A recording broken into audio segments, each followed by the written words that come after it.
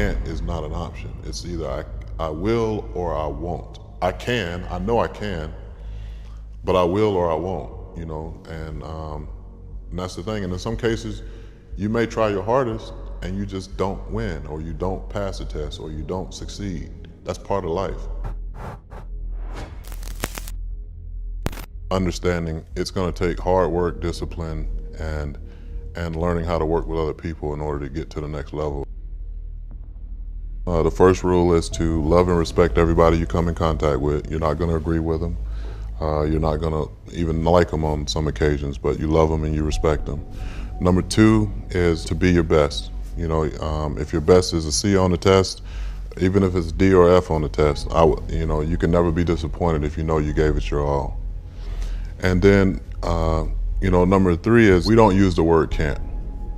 It's not in our vocabulary. I was told my entire life, you'll never do this, you'll never do that, you can't do this, it's impossible for you to do that. When you tell somebody what they can't do, for some people that drives them, because you're not going to tell me what I can or cannot do. But for other people, when you tell them, oh, you'll never be able to do that, like that could be the breaking straw, and that back for that person, that's their spirit, to actually go out and succeed. So I never tell my kids, if they come to me and they may have the most outrageous idea, I say, all right, cool, let's figure out how we're gonna do it. I never say, oh man, you can't do that, we ain't doing that.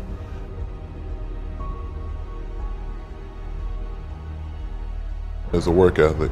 You gotta be passionate about whatever it is that you're gonna do, whether it be, an artist, entertainer, sports figure, political, like whatever it is that you decide to do in life, you have to have an extreme work ethic. You gotta be willing to do stuff that other people aren't willing to do. You have to have respect. The first thing I taught my kids when they can understand it was how to shake somebody's hand. If your agenda is to help make an impact on people's lives, then it shouldn't matter if your name's at the top of the banner. It shouldn't matter if your gifts have certain name tags or whatever, however you want to do it. I'm super competitive, so nobody's going to tell me what I can't do. I mean, I can't sing, but don't tell me I can't sing. I'm going to give you my best singing possible. It's not that I can't sing, it's just I don't sing well. But you know what I'm saying? So it's like, for me, I always had a drive to, like, not prove people wrong, but to prove God right. God said that He has great plans for me. So my grandmother passed away from breast cancer in 1995. I was going to the hospice. The woman that was her roommate, per se, she was from the South, and she was very racist. Every time I come in the room, she'd say, oh, well, there goes that boy. I had to do everything I could. I knew I had grown because I didn't respond the way I probably should have responded had she caught me a couple years earlier. My grandmother, after a few weeks, she reached over and grabbed my arm, and she was like, if I happen to die before she does, I want you to come back and see her. And I'm like, no, this is not my grandmother talking right now. And so that ended up happening like 3 weeks after my grandmother said that. My grandmother passed away. And so my grandmother saw something at the time that I didn't really understand why she was doing it. But I went back and I go into this room, and the lady's sits up on her seat, and she's just started bawling, crying. And this is the racist lady? Yes. And then she was like, I'm so glad I got a chance to see you again. I thought I'd never see you again. I apologize for how I treated you. I've gone to church.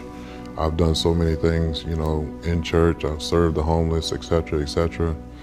But I wasn't doing the one thing that I know that God would have approved of the most, and that's loving His people. And then she asked me if I can give her a hug.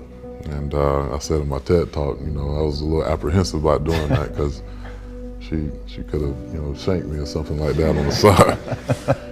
But I hugged her, and when I hugged her, she said, "You're like the son that I never had."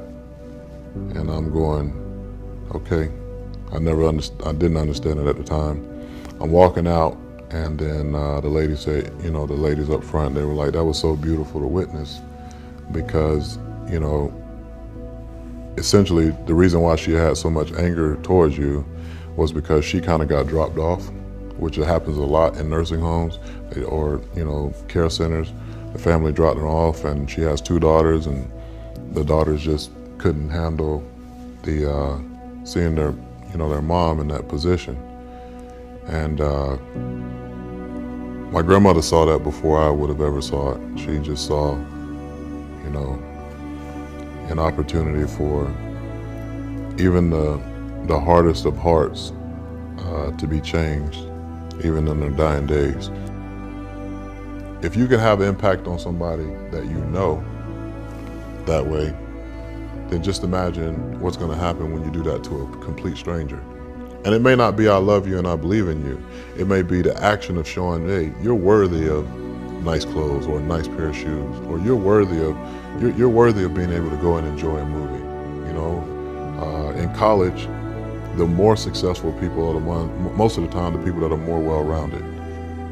You kind of have an appreciation for what other people do and whatever other people are going through, but you can be inspired on any given moment, any given day, just talking to people.